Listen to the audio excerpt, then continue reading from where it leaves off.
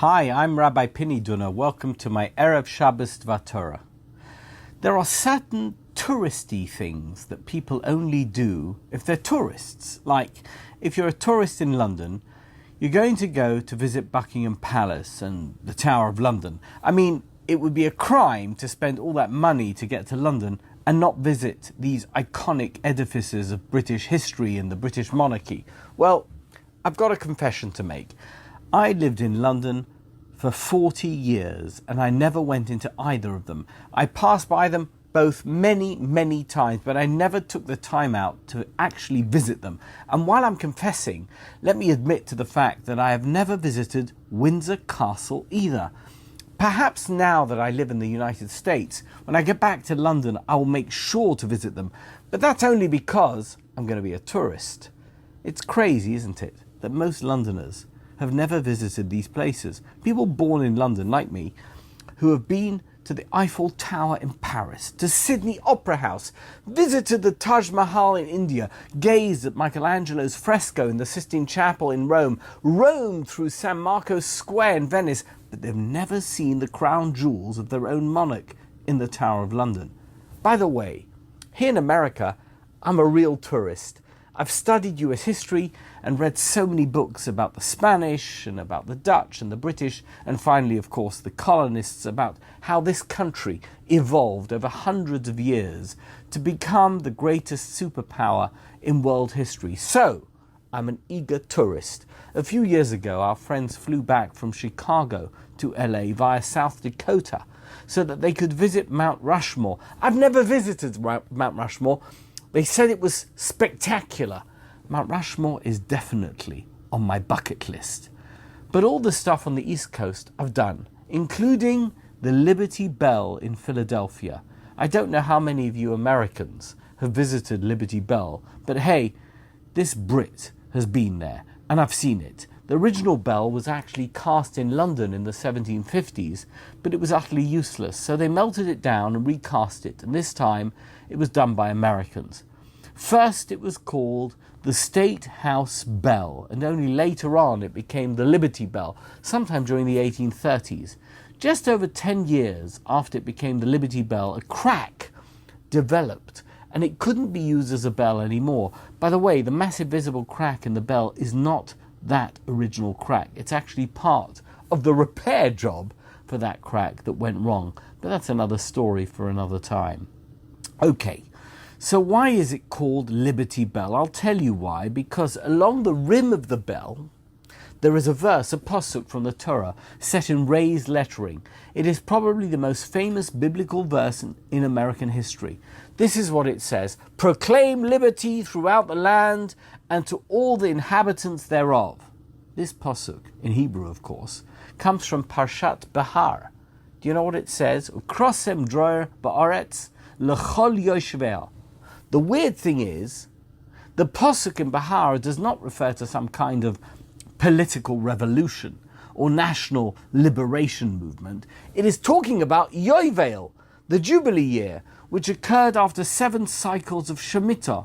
Yovel was a unique moment in the cycle of Jewish events. Every 50 years, every Jewish servant, whether they had worked for only a 6-year period or for an extended period beyond their 6 years, even if they wanted to remain as servants, they were freed. So I've got a question for you. Why in heaven's name did the Speaker of the Pennsylvania Assembly, Isaac Norris, choose this pasuk to put as the inscription for the Liberty Bell? Was it to commemorate the 50th anniversary of William Penn's 1701 Charter of Privileges, which granted religious liberties and political self-government to the people of Pennsylvania? Truth is, I have no idea. Who knows why he did it? But now it doesn't make any difference. None of the tens of thousands of people who come to see the Liberty Bell every year have the faintest idea or even any interest in the fact that this pasuk in Behar is not about general liberty, but instead concerns a unique and fairly parochial biblical law. But I've got another question. The pasuk is actually quite ambiguous if you think about it. It is confusing. It says, "Proclaim liberty throughout the land and to all its inhabitants thereof." Isn't the Torah referring to the freedom of slaves and the servants? Isn't it a proclamation of freedom for a very small group of indentured Jewish servants? Let's be honest. How many servants were there? A few hundred? Maybe a few thousand? Why does it say L'chol Yoshvel, for all the inhabitants? Not all the inhabitants were servants. I once heard a wonderful story about Rabbi Zalman Meltzer, the Rosh Yeshiva of Eitz Chaim Yeshiva in Jerusalem, who passed away in the 1950s. One evening, he was returning home from yeshiva, accompanied by his nephew, who always walked him home. Rabbi Meltzer lived in Machane Yehuda, in a tiny street, in a tiny upstairs apartment. He began to walk up the steps to his flat, and then he suddenly stopped. He came back down the stairs and he said to his nephew, "Let's take a walk." "Where are we going?" "We're going for a walk." His nephew shrugged. "Okay." So they wandered around the streets together for about 15 minutes, and then they came back to Rabbi Meltzer's building. Rabbi Meltzer walked slowly up the stairs. He waited, and then came back down again. His nephew couldn't contain himself. "Please, uncle," he pleaded. "What is going on? Is everything okay?" Rabbi Meltzer smiled. By the way, he had a beautiful smile. And he said to his nephew, "Let's just walk a bit more, just a few more minutes." "But uncle, it's getting cold. What are you waiting for?" Rav Meltzer took him by the arm and started walking. "Let me explain," he said.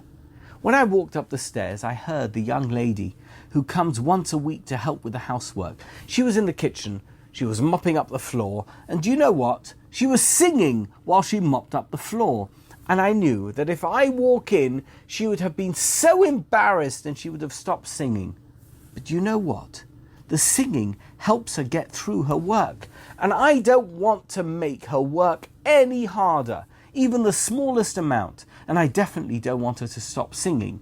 So even though it's cold, I thought to myself, let's wait until she's done, and then I'll go inside." Do you know what? The use of the word kol, or, in the pasuk about servant redemption, is actually not an accident. The Torah uses this very significant word to tell us something about employer-worker relationships. Proclaim liberty throughout the land and to all its inhabitants thereof. When you employ someone, you are indebted to them. In addition to any paycheck you need to give them, you also need to think about the workers' feelings, their working conditions, their welfare. One is responsible to provide a safe environment, suitable provisions. One has to be a complete mensch. So, when Yovel arrives and the workers and servants return home, they are not the only ones who are going free. A burden is lifted from the shoulders of the masters. Freedom is declared for all the inhabitants of the land. My friends, we have to care for everyone, not just our family and friends, everyone. Are you aware of that? Do you know how important it is? Let's make this week the Caring About Everybody week. Let's make sure that we are focused not just on ourselves, but on all those who do things for us in every sphere. That seems to be the default responsibility of every Jew. I know you can do it. Let's do it together. Good Shabbos. Good Shabbos.